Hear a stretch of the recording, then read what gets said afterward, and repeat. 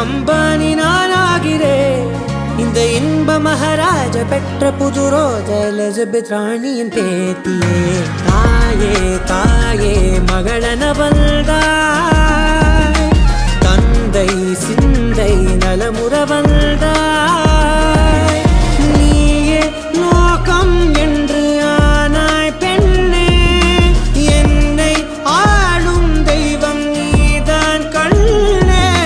பெற்றது நானா இல்லை உன் மகனே நானம்மா. தாயே தாயே மகளன வந்தாய், தந்தை சிந்தை நலமுற வந்தாய்.